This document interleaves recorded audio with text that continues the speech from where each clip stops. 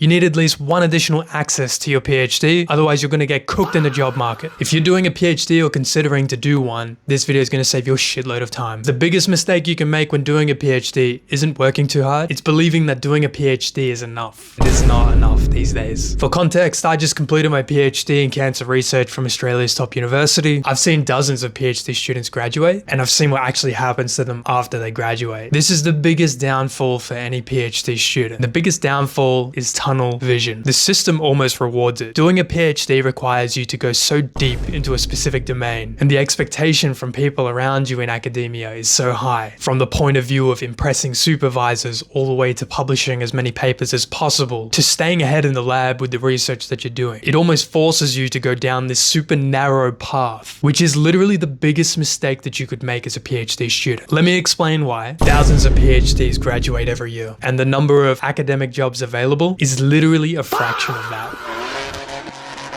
I've seen senior lab heads at top tier universities and institutes advertise roles like a research assistant. The role technically only requires you to have honors. This person had 250 local applicants who had PhD qualifications. They're not even eligible for the role. The person had to put a public statement on LinkedIn saying that they're not legally allowed to hire these people for an RA position. That's not even the definition of competition. This is just a simple matter of oversupply. Now, why is this actually happening? The reality is like researchers are being absolutely squeezed.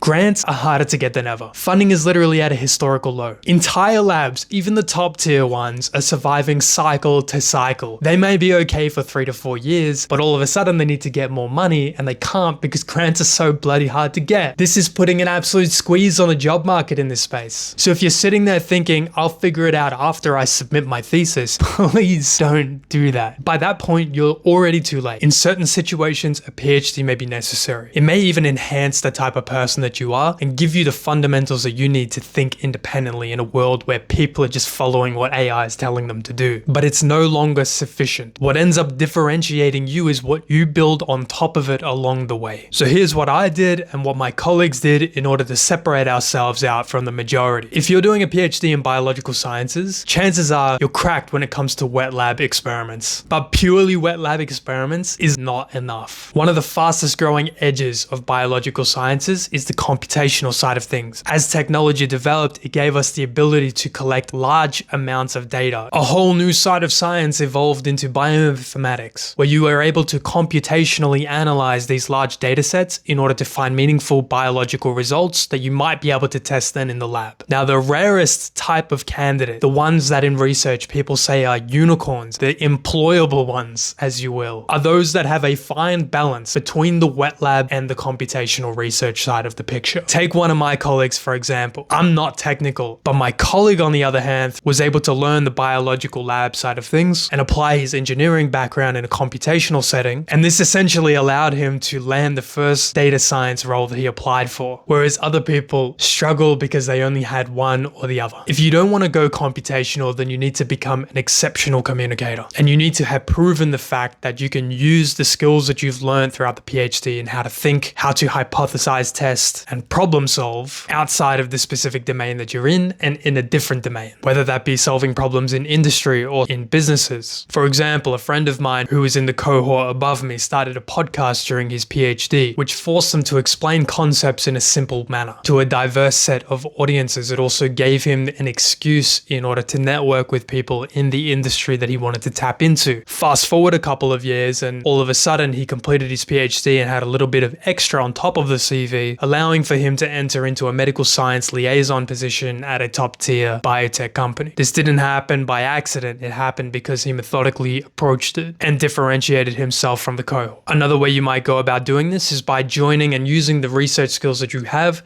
in some type of casual or part-time clinical trial research work that you can pick up, some type of teaching role at the university, anything that gives you additional exposure in addition to the research you're doing in the lab. These aren't distractions. These are actually really good for your peace of mind. Like I said, the tunnel vision in research can kill you, not only from an employment perspective, but from a mental perspective. If you get too caught up in the weeds, you become fixated on outcomes, you may not have the creativity and the space required in order to find solutions to problems that you're trying to solve. Now, what I believe to be the most undervalued and underappreciated area that PhD students can leverage their way into is using your scientific thought process to try to start some kind of company or service. During my PhD, I tried to start several companies, all of which failed. The last one, which landed me in San Francisco, I took a leave of absence, went to San Francisco, stayed there for almost 8 months trying to build an AI product to help enhance teaching and learning at a university level. And even though most failed, I learned the concept of how to pitch, how to sell, how to think commercially, how to use the scientific approach of hypothesis testing in order to solve problems in a business setting. And most importantly, how to operate in times of uncertainty. This is the experience that effectively helped me exit academia to go into tech that was paid more than what most postdocs are getting over 5 years into their careers. And throughout the journey, raising over $500,000 in capital for different ideas that I've had along the way. Like low-key, this is coming from someone who grew up in the western suburbs who went to a public school. I mean, if I can do it, literally anyone can do it. Most people who do PhDs come from private educational systems, probably have a far better foundation than me. And so use those skills and use those networks in order to leverage a career for yourself. Bringing it home, if you're doing a PhD, do excellent research. It's going to be fundamental to your learning curve and your ability to think independently. It's going to bring you personal satisfaction, and along the way, you may even come up with some large discoveries that change the world. But don't confuse depth with completeness. You need at least one additional access to your PhD, otherwise you're going to get cooked in the job market. Computational skill, communication, commercial exposure, network leverage. Otherwise, you're competing in a crowded market with no differentiation to your peers. The PhD can still be a powerful path if you use it correctly. It's what allowed me to get a high-paying job in tech. It's what allowed me to get into the room with investors, to raise capital, to start my own ventures, but only if you treat it like a platform and not a destination. It's been No Life Foals. If this helped, make sure to subscribe. Let me know what videos y'all want to see. I'll keep sharing things I wish someone told me earlier. Anything's possible, go get it.